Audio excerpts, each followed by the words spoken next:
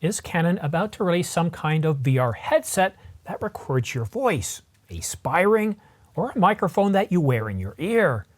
You might want to stick around for Canon's latest patent application that talks about biometric and voice recording devices. I've never seen anything like this from Canon.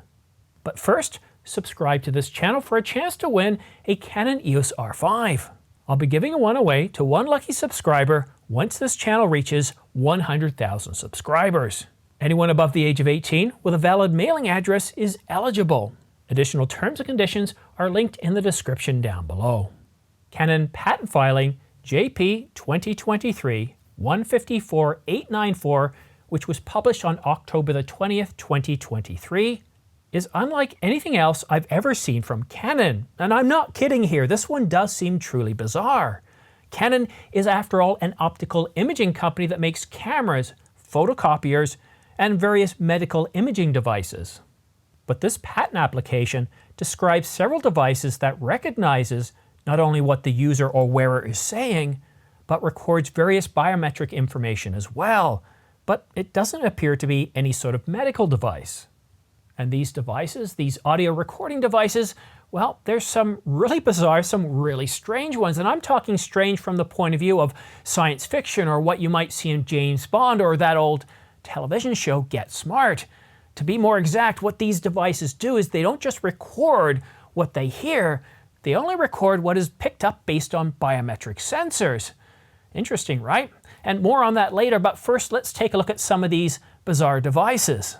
You see, Canon hasn't just created a set of VR or special recording spyware glasses, but also a neck strap, a mask that would be used in hospitals, an earpiece, and this one here, which I find rather strange, a ring.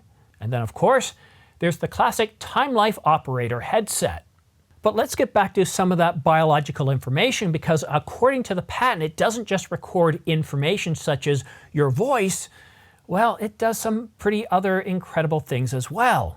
But now let's get a little bit into the details. And this is a long patent, but according to the patent, it not only records what the user is saying, but various biological information. And that's exactly what the patent says, various biological information. The Sound Information Detection Unit, represented by 103, detects sound information generated from inside the body. For example, a bone conduction microphone or a skin conduction microphone. It also talks about being able to detect lip movement to help isolate the wearer's voice only.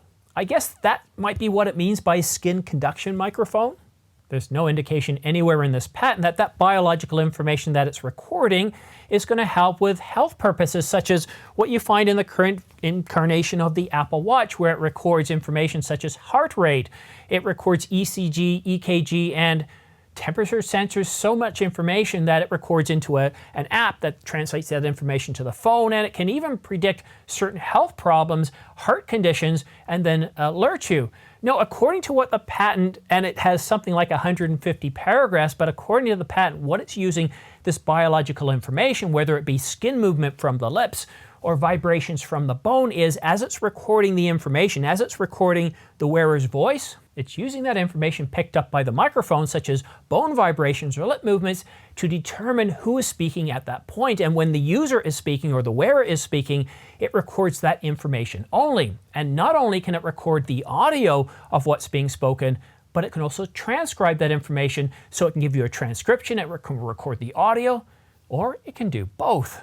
As a videographer, audio is important, it's vital, it's really essential. It's not just about capturing high detail, high quality video, but if your audio is terrible, if it's scratchy, if it's too quiet, if you've got too much background noise, it's absolutely terrible. In fact, when I've recorded video and the audio is terrible and I can't somehow fix it, I'll either delete the audio track and just do sort of a music over, or I actually have to record it again.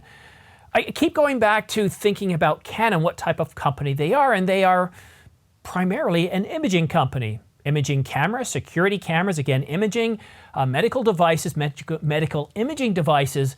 It all goes back to imaging. However, audio is a big part of that, and there is one aspect of this. If they're doing this for the purposes of, well, microphones to record audio for the purposes of, well, videographers, for directors, for television and movies, then yes, I could see this as being something that could be game-changing if, of course, they're able to isolate the audio from a single actor from some device, whether they're wearing a whether they're wearing a ring or some other device that doesn't look like a microphone. It can record this information, it can record the audio with the absolute highest fidelity, then yes, I could see this as being vital. But it also says it's able to transcode this information to provide a transcript. And that to me seems like something you'd want to do if you're doing, well, a lot of dictation, a lot of meetings, or you're going covert, you're going someplace and you don't want the people to know that you're recording something. I'm having a tough time trying to isolate and understand what Canon's trying to do with this patent. And maybe this patent, the only purpose of this patent is somebody at Canon, some bright young engineer has come up with some incredible technology and they have no plans to use it, but they want to put a patent on it so when somebody does, they can get some money out of it. I'm really at a loss here as to what sort of device that Canon could make that could, well, have a huge market, that could be a breakthrough device, such as the Apple Watch. I'm really having trouble trying to understand this, and I think it's got to be one of the most bizarre patent filings I've ever seen from Canon. I've never seen anything quite as bizarre as this. What do you think? What do you think this patent application could lead to? Do you think they're actually planning on some sort of VR goggles, such as what Google has done, such as what Apple has just recently done? I don't know. If I saw somebody wearing a set of glasses with cameras and microphones on it, I wouldn't like it. I'd be very careful as to what I said, and I'd probably turn the other direction because I don't like the idea of being recorded covertly. And yes, if I'm aware that I'm being recorded, it's not exactly covertly, is it? But let me know what you think in the comments section down below. Happy Sunday morning. This has got to be the strangest patent application I've seen, and I've seen some doozies. And if you want to stay up to date on all the latest camera gear, news, and rumors, specifically patent filings, the latest for the Canon EOS R1, the Canon EOS R5 Mark II, then go ahead and subscribe, but make sure you also choose all notifications. It really does help this channel grow. It helps this channel get noticed by you subscribing, liking, and just watching this video. It feeds that YouTube formula and it starts recommending it to other people.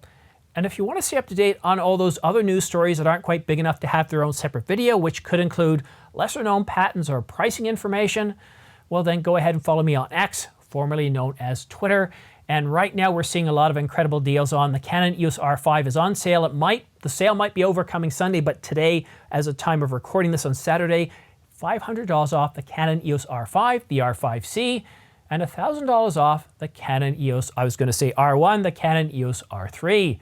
So some really incredible deals out there. And if you're going to purchase these or anything else, then do me a favor. It really helps this channel grow. If you use my affiliate links right here from Adorama, B&H, or Amazon, I get anywhere from 2 to 6 and sometimes 12% back, which goes a long way to helping fund this channel. Believe it or not, I get more money from that than I actually do from YouTube.